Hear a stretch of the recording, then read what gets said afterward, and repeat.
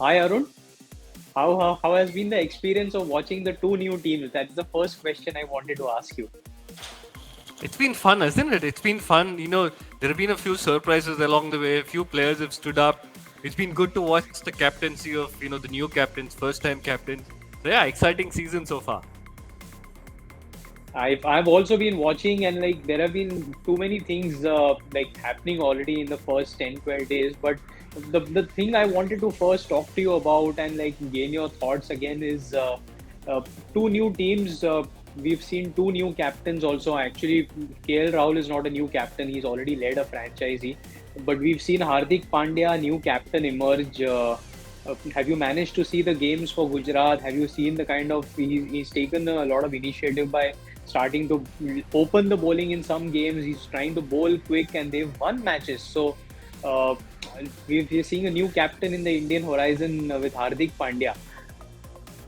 At the start of the season, if you'd asked anybody, after about 15 games, can you identify the only unbeaten team in the competition? I bet you nobody would have said, nobody would have Yeah. identified Gujarat Titans, Akhil. That's how good the team's been. Uh, Things have worked for them. But Hmm. yeah, I mean, like you mentioned a little while ago, Hardik's been impressive. He's shown that he's ready to take on the additional responsibility. He's bowling a Hmm. lot more, which is what a lot of Indian cricket fans would have wanted to see. Uh, there's something about that fast bowling all rounder, isn't it? You want that one person who can chip in with a few overs of medium pace and take wickets or keep the runs down. So that's been a welcome sight for me. Really welcome sight. Good to see that. I mean, there's actually so much happening also. Most importantly, I wanted to ask you your favorite team not started off in a particularly good fashion.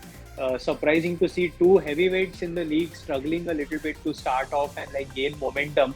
I mean, obviously it's a long tournament and they know how to win tournaments. They know how to reach the playoffs at the right time. But Mumbai and CSK yet to get off like of their blocks, right? As we see them getting off normally. So what do you make of that? I'll mention what I mentioned a little while ago, Akhil. Again, if you ask anybody, uh, would you believe that CSK and MIR would be winless after 3 games each?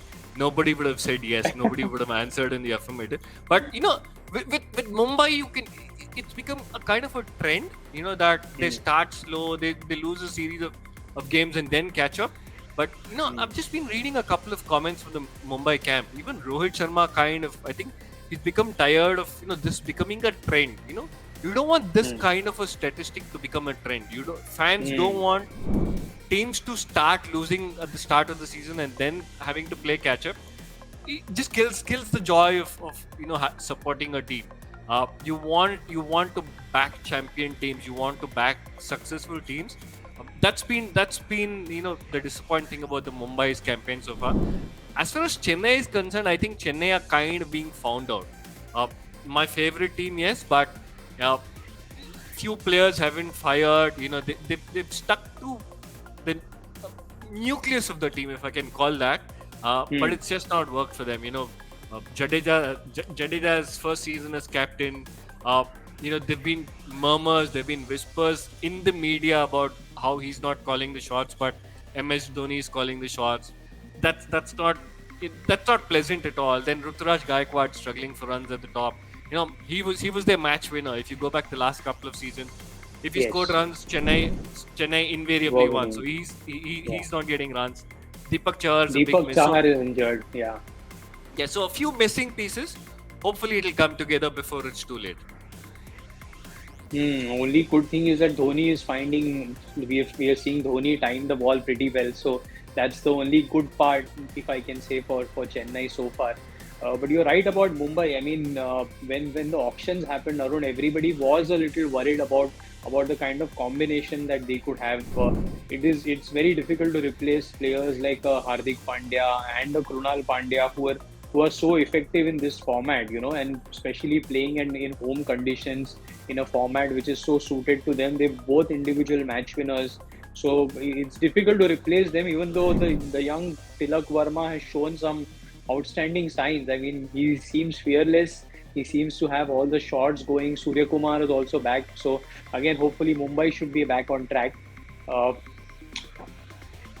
You one que- mentioned one name, Akhil. The one name, yeah. I've heard a lot of people, especially in the Mumbai Indian circle, talk about Tilak Verma is rated very highly. I have to admit, I hadn't known a lot of him before the Hmm. season, but boy, oh boy, he's living up to that reputation, isn't he?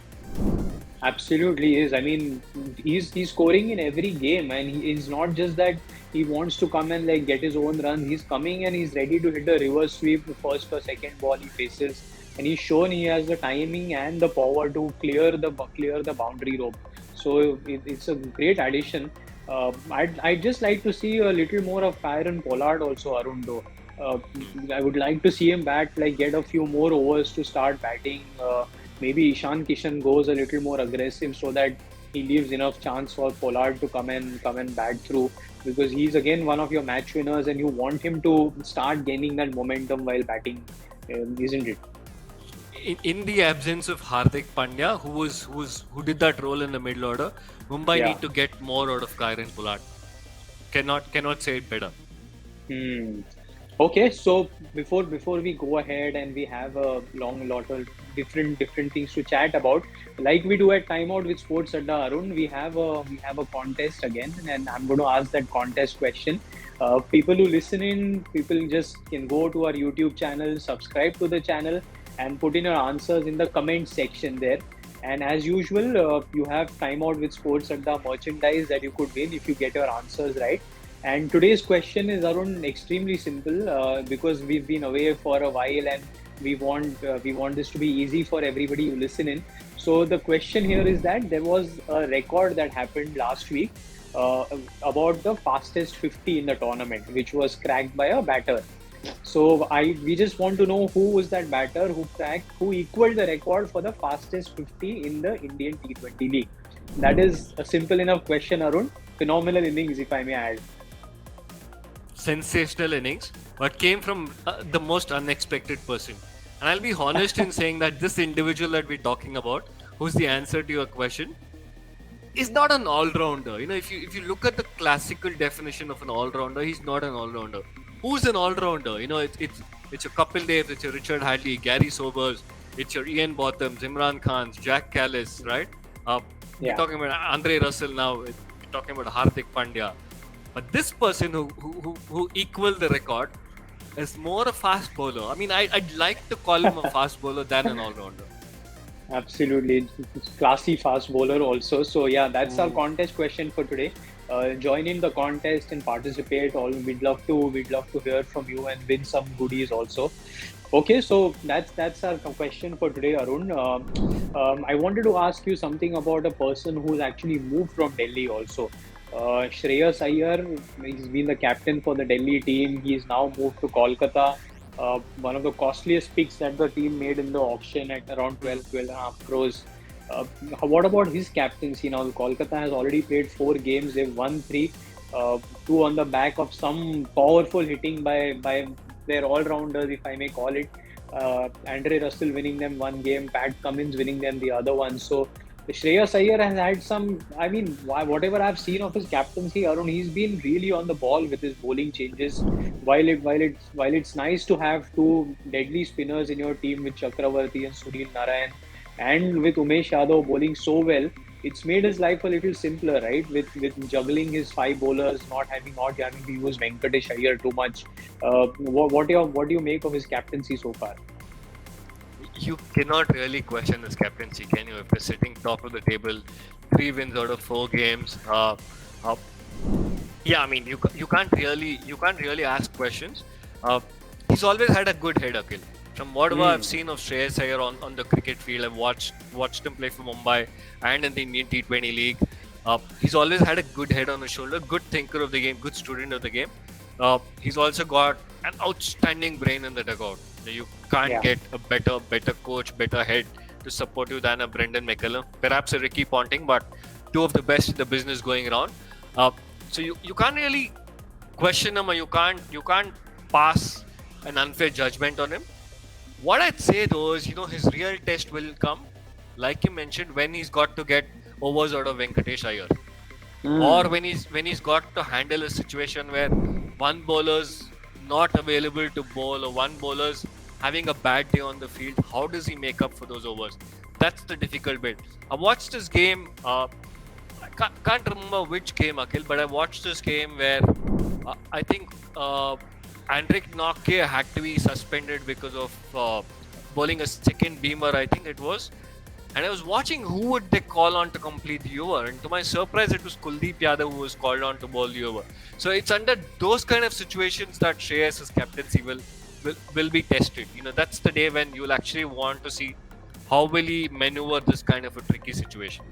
So whatever captaincy I've seen Arun in the 4 matches that they've won, and it's always easy to look nice when you're winning. But the way that he's used his bowlers, getting them on at a good time, that has been very impressive. And the most impressive that I've seen is the usage of Umesh Yadav. Really, really outstanding so far in all the 4 games that they have played. Picked up wickets right at the top, and important wickets. If you remember, Virat Kohli, Rohit Sharma, both, and getting them caught behind in the keeper. It's zipping, swinging. He's controlling the ball. So really, really nice to see Umesh Yadav in this kind of a form, and how Kolkata and Shreyas have used him right at the top, attacking option. Pick your wickets and put the opposition on the back foot. Uh, See, here's the thing. You know what? Here's the lesson, Akhil. A lot of captains would be tempted, given the form that Umesh Yadav is in, a lot of captains would be tempted to keep those 1 or 2 overs for later. yeah, That's not the MS Dhoni kind of captainship, or that's not the MS Dhoni school of captainship. If you remember what he does with Deepak Chahar, he got mm, those overs away quickly, right? Even if it yeah, meant bowling 4 overs at a stretch, that's what Kolkata are doing. They're realizing the best of Umesh Yadav. And I watched this interview. I watched this interview of Bharat Arun the other day where he said, uh, he's a new ball bowler. We're mm, treating him as a new ball bowler. So when the ball is new, if he's getting things to happen, get his overs done with. Doesn't matter if you've got to juggle ways, if you've got to get bowlers to come and bowl that 19th over or 20th over. There are bowlers. There's yeah, Andre Russell, if you remember, and he's yeah. he's got this knack of picking up wickets, coming around the stumps, angling Around the it wicket. wide. Yeah. So yeah, so they've got the resources. So that's the best thing about Shreyas Iyer. If Umesh Yadav's on form, you use him completely at one stretch. They also have. They've been. Tim Saudi has been impressive, even though he's had to be dropped for the last match when Pat Cummins came in. But Saudi has been really impressive with the way that he's bowling. He's bowling those Yorkers. He's getting the ball to swing. So impressive lineup and options that Kolkata has put together. If they continue to have their batting firing also, especially the top order, Hmm. Ajinkya, Nitish Rana, Shreyas, some of them starting getting starts, but if they manage to find form, then they're going to be really lethal, right? Absolutely right. Few, like you said, few pieces have to fall in place. Uh, Ajinkya started well at the start of the season. Uh, he's had a few hit and misses here and there. Nitish Rana's yet to come to form. Shreyas himself hasn't done too much with the bat, Mm. right? He's due for runs. So if all those players start putting a tick against their name, Kolkata are going to be real, a difficult team to beat. All right, great. So there's so much also happening, Arun. Again, there's been discussion on social media about the toss again being so important, and we had a long chat about it last time, but not too much of an improvement, right? Still defending totals is still going to be challenging, even though with the up and down in the pitch sometimes, and we're not seeing too many 200 plus totals, so there is something in it for the bowlers. So still chasing is proving to be a much simpler option than batting first. We've spoken about this, Akhil.